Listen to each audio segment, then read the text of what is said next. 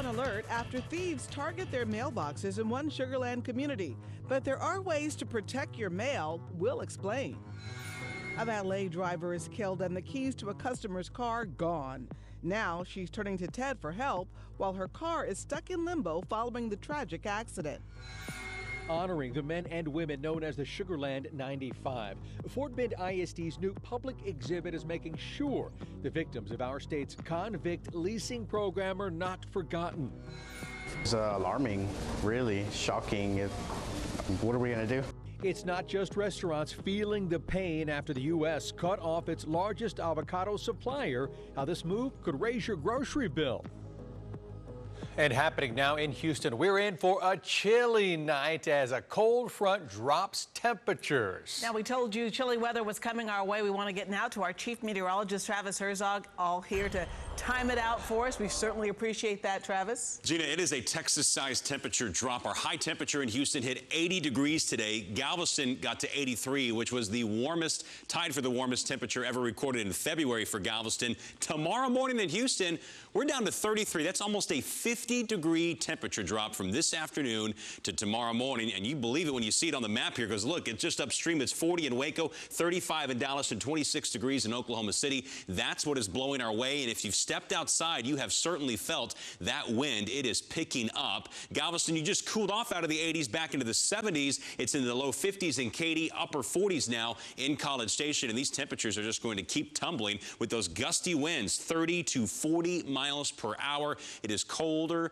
and breezier as we go through the night. The freeze line looks like it will make it down just north of I-10. So it makes it into northern parts of Houston and Harris County. If you've got cold sensitive plants, like tropical plants, you need to make sure they're protected the next couple of nights. And people, pets, livestock, all feeling the wind chill, which will be down in the 20s. So here's your hour-by-hour forecast taking us through the next 12 hours. We'll be around 50 at 9, into the 40s by 10. Midnight, it's 43. 3 a.m., it's 37. 6 a.m., near freezing. We'll show you how cold it's going to feel throughout the day tomorrow. Talk about the weekend ahead. And next week's weather pattern looks pretty unsettled as another Arctic front comes down the plains. Travis, thank you. Also developing tonight, the arrest of a Caney Creek High School teacher and coach accused of sending sexually explicit messages and photos to 2 girls he thought were teenagers.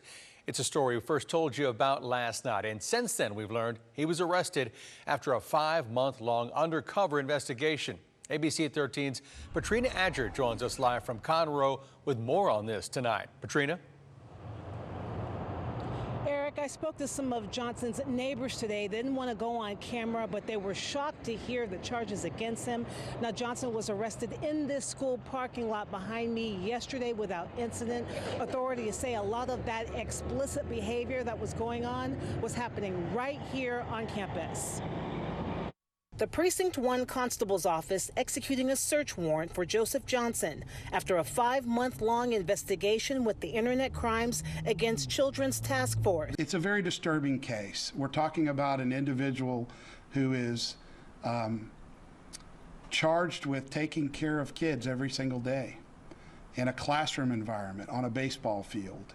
And this just betrays the trust of all those children. 30-year-old Johnson worked as a history teacher and head baseball coach at Caney Creek High School since August 2020. Undercover officers started communicating with Johnson online through social media and texting in September and October of last year. Authorities say Johnson later engaged in explicit texting conversations with whom he thought were 14 and 16-year-old girls. He communicated with them over an extended period of time. He sent some explicit pictures of himself, and they did attempt to set up a meeting location in the Woodlands. Constable Alan Rosen says the meeting didn't happen, but Johnson communicated with the 16-year-old undercover persona up until his arrest yesterday. Conroe ISD releasing this statement acknowledging the charges against Johnson, saying they are working through the processes to put him on administrative leave effective immediately. While Johnson communicated with undercover cops in this case, Constable Rosen believes the married man had relationships with former students. We believe very strongly that there are more victims that we need to talk to based on his assertions during our interview. So we would like the public, and please put his picture out so that we can find other victims. Rosen says Johnson could face additional charges since some of the online solicitation took place at his home in Harris County. Anyone who believes they may be a victim is urged to contact Harris County's Internet Crimes Against Children Unit at 713-222-4929. Patrina Adger, ABC13 Eyewitness News. And former Rice football player Stuart Monchoff was formally sentenced to 12 years in federal prison in connection to the overdose death of Rice University football player Blaine Padgett. Padgett died in 2018 after taking pills laced with fentanyl. Monchoff pled guilty to charges related to giving Padgett that deadly pill. In the last 90 minutes, Monchoff's attorney says he will get credit for time served. The man accused in the shooting and killing of 9-year-old Arlene Alvarez has posted bond since his court hearing this morning, but he remains in custody at this hour. Police say Tony Earls mistakenly killed Arlene Alvarez while trying to shoot a man who'd robbed him. Tony Earls is charged with aggravated assault and serious bodily injury after police say he mistakenly killed her while trying to shoot a man who robbed him.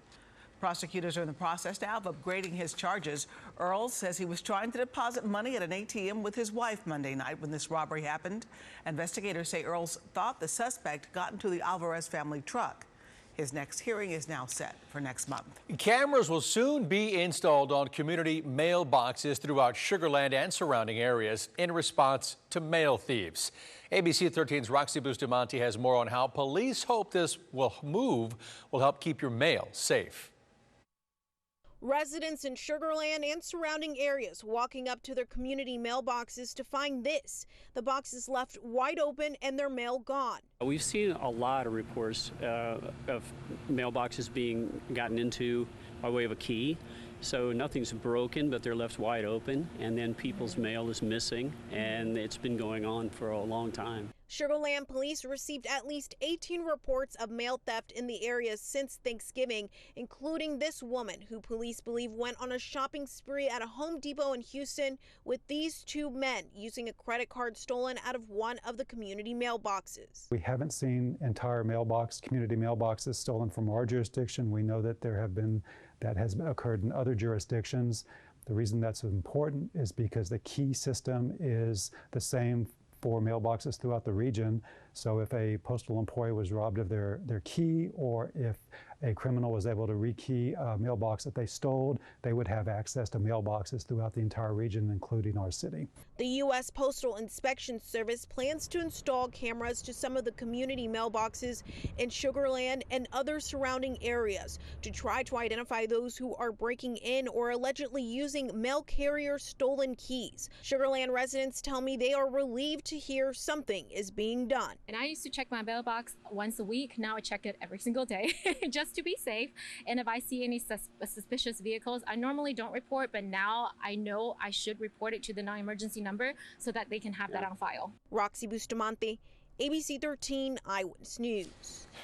And a new exhibit honoring the Sugarland 95 is opening at the James Reese Technical Center. That's the site where the remains of 94 men and one woman were discovered during construction back in 2018. Yes, they were victims of our state's convict leasing program. ABC 13's Pooja Lodia has been covering this story since the discovery and was there for the dedication. We're lucky now to be joined by the one and only Marilyn Moore. She is the widow of Reginald Moore, the man who made all of this happen. Tell us, Marilyn, what does this mean for you today?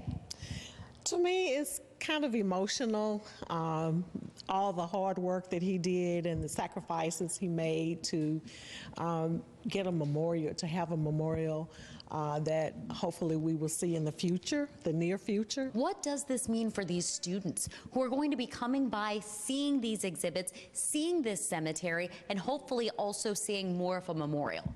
Well, I think it would be a light for them that this really happened in my backyard. This is on our school campus, but we want to uncover more of the truth so that the truth can be told, so that we don't have to rewrite history, that our children and grandchildren will not have to go through the same things that we're going to through to get the history story right. And thank you so much again, Miss Marilyn Moore, really one of the people who made all of this happen. And like she said, there are more plans in the works. They are still talking about building an outdoor memorial. And of course, the process of identifying these victims continues. So we will continue to follow this story and bring you updates. Pooja Lodia, ABC 13 Eyewitness News. All right, Pooja, thank you for that. And still to come here at 6, a local woman is without a car after 3 valet drivers are killed. Now she's turning to Ted to help her get her car back. And we are watching 2 major trouble spots for you. The first, the North Loop, eastbound at Wayside down to 1 lane. So this also is the East Freeway outbound running slow. You'll have trouble getting outbound from downtown until you hit the loop on both corridors. Also checking out one more for you. This is going to be the Katy Freeway at Barker Cypress, slow in that location. Beltway 8 to Grand Parkway in the red at 24 minutes.